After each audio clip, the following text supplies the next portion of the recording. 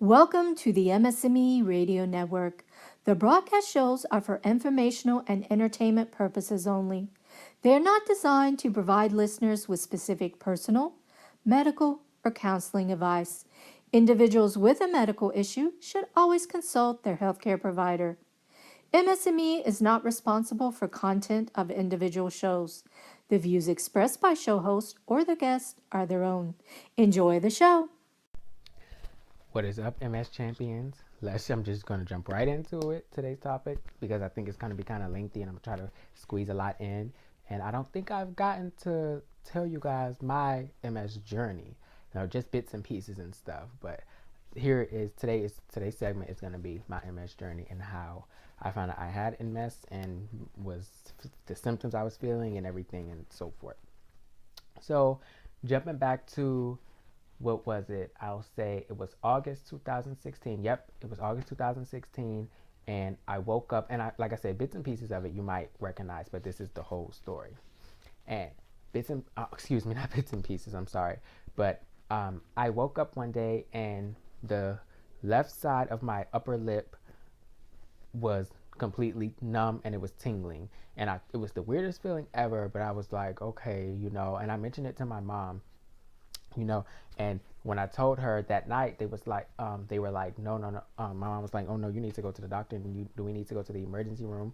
And then we thought about it. It's like, nah, this could be just something I ate, might have allergic reaction to something at that time. So I took a Benadryl, and the next morning when I awakened, when I woke up, I'm not trying to sound like I'm writing my poetry or anything. I'm sorry, but when I woke up the next morning, the whole left side of my face was completely numb and it was tingling and it was a very uncomfortable feeling. And it was the weirdest thing ever. Then my mom said again, you need to go to the doctor. You need to see what's going on with you because you don't know what it can be. It could be TMJ, you don't know what can be happening with you. So I put it off, and I went to work. I was working at American Diabetes Association at the time, and that's in our office. And so when I said something to a coworker, she looked up online and she had me smile. She had me look at her, turn my face and everything just to make sure I wasn't having a stroke, but we still didn't know. So I remember I asked my boss, could I leave early because, I was having some, problems. So I left early, went to the clinic, and when I got to the clinic, she said, no, this is not the, I remember I was like, please don't say it's the S word because I was so scared that it was a stroke. She was like, no, this is not the S word, but I do think you should go see a neurologist just to see what's going on. So go ahead, see the neurologist, make the appointment. She gave me a referral and everything. And little stubborn Chris, I'm a Taurus, we're known to be stubborn. I didn't go to the neurologist, but as time went on, my face, this left side of my face, it didn't necessarily go back to normal, but that feeling, that numbing and tingling feeling, it kind of gradually went away, but I still felt something there. Like my face has, until this day, the left side of my face really doesn't feel the same. So saying that to say, let's go skip to, and mind you, that was the only problem from August and then till I'll say January. All of a sudden, I remember I was just having excessive thirst. Like I was just drinking a lot. My mom was buying me Gatorades and I was drinking them a lot. I remember one time she came in my room, and when she came in there, she was like, you drank all of those? I was like, yeah, it was like literally like 10 bottles up there. I would drink them all in one night. She was like, what's going on with you? I was like, nothing. And then she mentioned to me before, she said, do you notice that you're sleeping a lot more? And I said, no. I'm like, if I wasn't like trying to like dispute with her, but I was like, I'm taking a nap, like, I get tired. And but thinking back on it, as like I've thought back on it, I was like, I really was sleeping a lot more. And she mentioned it to me, and it's weird because your mother will notice something, and I think it's just a motherly instinct because she told me, she was like, I knew something wasn't right, when you were sleeping, you weren't coming out that room, certain things were happening. She was like, I just knew something wasn't right. And so, like I said, we're in January of 2017 now, and I start to get dizzy. I start to get this weird dizziness, and then I told my mom one day, and she was like, Gatorades have a lot of sodium in them, and you are drinking them a lot, so you might want to cut back. So I did cut back on them, and it was all in that early month of January, and then you know it didn't stop. The dizziness kept getting worse, and getting on the train, I'm walking and I'm getting dizzy. I'm like, what is going on with me? Like it was just the weirdest sensation, the weirdest feeling ever. So then excuse me. So then going into like middle January, one day I came down the stairs and I fell. And it was like, what? Like my grandfather, I remember I put him into shock. He was like, Christopher, what is going on with you? He was like, you can't be falling like that. And he had to help me up because I couldn't get myself up. And it was the weirdest thing. And he told my mom. And when my mom went and at that point, she told me again, Christopher, you need to go to the doctor. You fell, like that's something's wrong. And I didn't think anything of it. So then again, that was the falling, the dizziness, and this is when I kind of knew something was wrong. This one night I was laying in bed and I got this rush of heat, and then I was starting to get this this right tremor and this right tingling feeling in my leg. And I remember I was on FaceTime and I was telling someone, I was like, my leg is starting to get that feeling that my face has, you know. I was like, I don't know what's going on, but I think something is wrong, and I just need to find out at this point what's going on.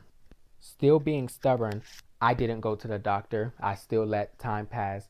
Then it's late January, and I'm noticing that basically no, excuse me, middle January, and one day I'm noticing that my vision is going out of my my right eye, and I couldn't see anything. It started as it would go blurry, then it would come back, go blurry, come back. Then it was gradually going blurry, staying blurry for a while. Then it got to the point where I really couldn't see anything out of it. And I didn't really say anything to anyone about that because I didn't want to scare anyone, because I wasn't scared. I can't necessarily say I was scared, but it was a scary feeling. I guess you say I was scared, but no, I just, some things you just keep to yourself, you don't want to worry anyone. So I kept that to myself.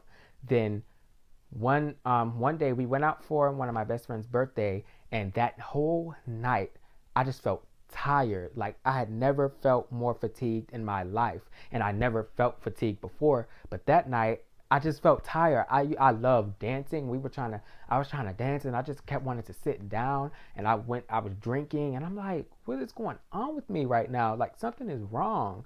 And this is early February again. And then another day when I was home and I started choking on some water because it went down the wrong windpipe, then my mom and her fiance kind of saw me jerk back, and I was getting dizzy, and they was like, oh no, he's dizzy, like what's wrong with him or whatever. And my mom was like, I don't know if you was having a seizure, but you was shaking, anything. She was like, Christopher, you have to go to the doctor. Like I don't know how many times my mom told me that, but she was the one to tell me, you need to go to the doctor. You don't know what is going on with you. Again, I still let a few days pass. I didn't go. Then more and more, my right leg started giving out, and I start getting this excruciating pain in my right leg. It was horrible, and I didn't know what it was coming from. I couldn't keep my balance. I was falling, the numbing, the tingling. Then I was having migraines, like all of these things that were coming into play. So one day I remember I was going to a job fair. Then I called my mom while I was on the way back to the train station. I told her, like, Mommy, I'm gonna go to the clinic. I just want to see what's wrong. She was like, okay, just ask me regular questions. So I went home, had my grandfather take me there. Then I almost fell coming into his room. I caught myself, and I held myself up with the bed. And then we drove to the clinic, and she told me they did a blood test. And, I was there. They checked, did my vitals and everything. And when she came back, I told her all my symptoms. And also, excuse me, I knew I always leave stuff out. And my speech was starting to slur. I did notice that. And certain things, I would try to say something and certain things wouldn't come out, or I would speak and it was starting to sound slur. And I'm like, okay, that was another thing. I'm like, what is going on with me? So going back to the clinic, she came back and she was like, again, it was the same lady. She was like, did you see the neurologist? She was like, no. I was like, no. She was like, oh, I wish you would have went to see him. But she said, I do believe you're in the early stages of multiple sclerosis. Have you ever heard of that? I said, yes, I've heard of it. And so I remember I told a few people, and they were like, they were kind of like worried, scared. And when I was getting, then that was like the straight decline. It was literally like a decline right after that clinic appointment. Everything got worse. The falling, I had to walk with a cane, I had to be put in a wheelchair. The my nausea, the like just everything that I was feeling, everything numbing, tingling, pain, the headaches, my blurred vision, my dizziness, just everything. So when all that was happening, I went to a neurologist, and he initially thought that it was just neuropathy. And I remember thinking to myself, and me, I don't want anything to be bad, but I just can't sit here and say something. I think you guys are gonna know what I mean. I'm not gonna try to like sugarcoat it for you guys, but I knew it was more than neuropathy, because when I got back in the car, and me and my mom, we've talked about this. She was like, I knew it was more than what he said too, because you were falling, you weren't feeling good all the time, like you were sick, couldn't do anything really, and my arm shaking, and it was a lot. And so then I found out I had to have an MRI. I went first. No, yeah, I had to have an MRI, and he did like a pin test on me, with a safety pin and everything. And then that's when he's like, I just think this is neuropathy. So then came having the first MRI. And then no, I think I had blood work done first. I know it was all around the same time, but blood work was taken, and then I had the MRI. And when I tell you, I didn't have any Valium or anything for the first MRI. I was just trying to be a soldier, like, oh yes, I can do this and everything. But I almost went crazy because I had to have the C-spine, the T-spine, and imaging of the brain. So I was in there for about an hour and 45 minutes, literally, and I almost lost it, went crazy. I remember I pushed the thing, I was telling my mom, like, I'm ready to go. And the gentleman who was coming, he was so kind and patient. He was like, I don't want to force you to do anything, but you have like literally 5 more minutes. Do you want to come back another day and finish it? But he was like, I do think you can finish this, but just, calm down, and a whole bunch of things were just going through my mind at that point. I'm like, I just want to get out of this. It just, you're in clothes, and I'm like, I didn't like that feeling. And my mom was back there with me. She held my foot the whole time. Like, mothers are the real MVP. Like, it's amazing what they do, what they go through for us, and what they go through with us. So love you, mommy. And so after that MRI was done, I remember calling someone, some people were like, oh, okay, we're good, we're glad it's not MS. I can't remember. I was on the phone with someone, because after I said, it was like, he think it's neuropathy. He was like, yeah, maybe you just got bit by something. And I didn't say this, but I knew. I'm like, this is not neuropathy. This is more than neuropathy. Like, I just knew in my heart that it was. So then I had to have, I can't remember the name of the test. This is my fault. I should have looked it up. But it was like an acupuncture type of test. And I had to be stuck with a needle basically all over my body. And it was horrible. And I'm like, this is what I have to go through to find out if I have a autoimmune disease now. So what in where world do we do this kind of stuff? Then it was like a gun ball type of test where like the gentleman, he took this thing and had to like shoot, and I felt like a ball hit me, and it was very painful. Like, it was very uncomfortable, the whole thing. And that all happened in the same day. And then when the neurologist, he came in after he did the acupuncture test, he told me, we did see, and my mom was back there, we did see some inflammation in there, and you do have multiple sclerosis, but we do want to rule it out to make sure that at least it's 100% multiple sclerosis, and that you don't have anything on top of the MS, such as lupus or anything that can mimic multiple sclerosis. So that's when I went back, and I had about 8 more tubes of blood taken, and I had 1 more MRI done, and then I went to go get some more, I went back to the office. Then I apologize for that short pause. But then I went back to the neurology office, and when we met with him, he was like, yeah, so this is MS, and he was telling me about the treatment that he wanted me to start. And normally he said he lets people choose what treatment they want, but he felt though I had inflammation from, and no, he didn't feel I had inflammation from the brain all the way down to the feet, which was explaining every symptom, the pain that I was feeling from like having the excruciating migraine headaches all the way down to my feet, the pain, because I was feeling numbing and tingling in my feet and everything. So he told me he wanted me to start on Tysabri, and I totally had forgotten that the side effects and the about the PML that you can get from using Tysabri. So I will never forget this. When something in the mail came about Tysabri, I remember it was a Saturday. My mom was like, you get that I think in a week and a half, and he was like, it can be fatal.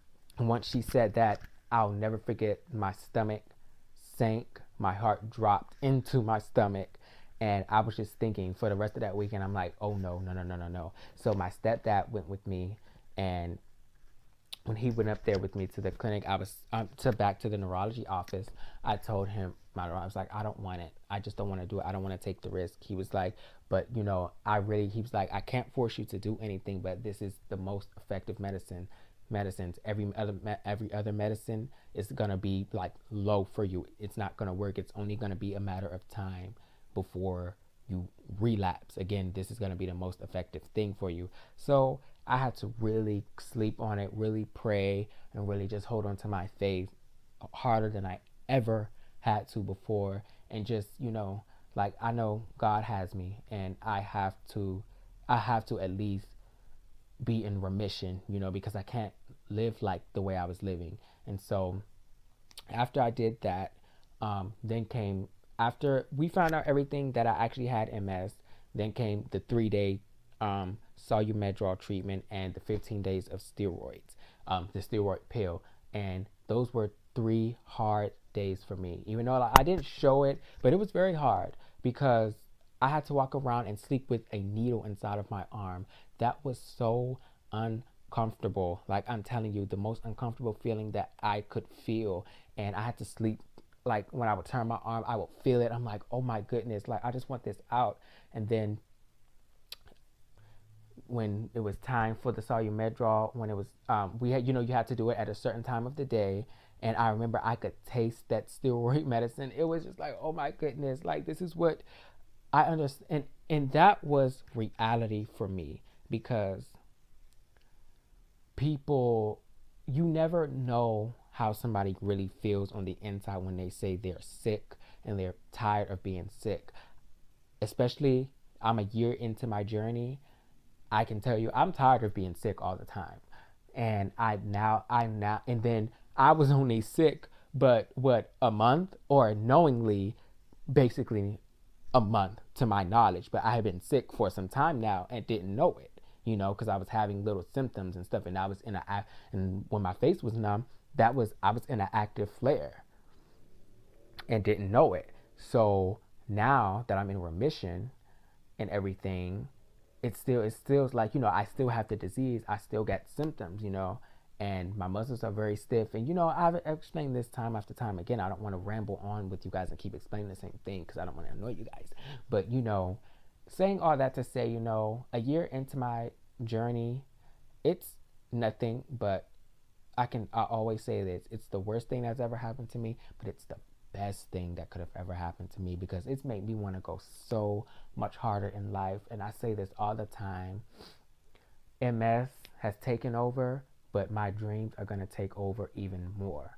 MS can only stop me, but so much. And warriors, we have to keep pushing. And I have to say this too, like, it's my, not my 1-year anniversary now. February 27th was the day I was actually told that I had MS. So I was officially diagnosed. And it's been a hard journey. It's been challenging. I'm almost 23. I'm young. I got a life ahead of me. And I can only say I'm blessed, because I wouldn't want my life, I wouldn't trade it, even though, like I said, I don't like it, but I wouldn't trade it, because I do miss my old body, being healthy and stuff, but I've met some amazing people from social media, and the comments, the love that I get, the questions that I get asked from certain people, and that makes me feel good that I'm able to help someone. And I'm only a year into my journey, and I want to be that one that if anyone wants to come to me about MS, come to me. Don't ever feel afraid to come to me, because we all need that knowledge. We all need to know about it. We all need that help, that more help we can get, because this journey is not easy. And I thank I thank God for my mother, my my just my mother, because though like my mom, she isn't like I don't want to say I'm sorry, I'm kind of getting lost in my words, because like I'm just blessed, that's all I can say, and I thank God for her every day. She is amazing. I couldn't imagine doing this without her, doing this without her help. Again, as I said before, if I had been moved out, I would have had to come back home, because I wouldn't want to do this by myself. I can't do this by myself. So my mother is the epitome of my life. Love you, mommy, again. So saying that, and in closing, I would like to say, having an autoimmune disease is hard, but I'm finding my strength, and I'm finding a ways to live with it, because I would have never thought in a million years, Chris Carter, you couldn't tell, and especially like as wild as I was, you couldn't tell Chris Carter, oh, you gonna have an autoimmune disease. What? I look at you like, stop playing with me. And then I wasn't wild. I stopped really partying at like 19 going on to 20, because I got tired of it. I wore it out. But as like wild as a teenager and child, I like from like 11 all the way to like maybe 18, I was really wild. So it's just like thinking back, it's like, dang, it's funny how sometimes things with life will hit you, and I'm like, it's always a test of our faith, always a test of our faith. And I talk to God, and I'm like, and I thank him. I thank God for a lot of things, for so many things. But I can tell you this, I believe I have this disease because I don't know if God saw that I'm not going after my dream hard enough. And I can look back and say, I wanted more for myself, especially, sorry for getting choked on my words, but I wanted more for myself. But it's kind of like I was kind of scared to go after it, but now I can't be scared to go after it. I have an autoimmune disease. Life doesn't get any longer. Life is short.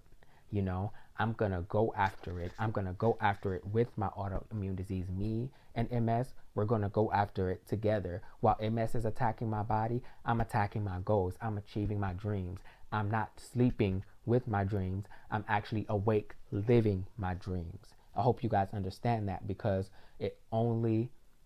MS can only continue attacking our bodies, but we can only continue to live through it, and it's always easier said than done. And I'm always saying that when people are telling me, I'm like, that's easier said than done, but it's reality.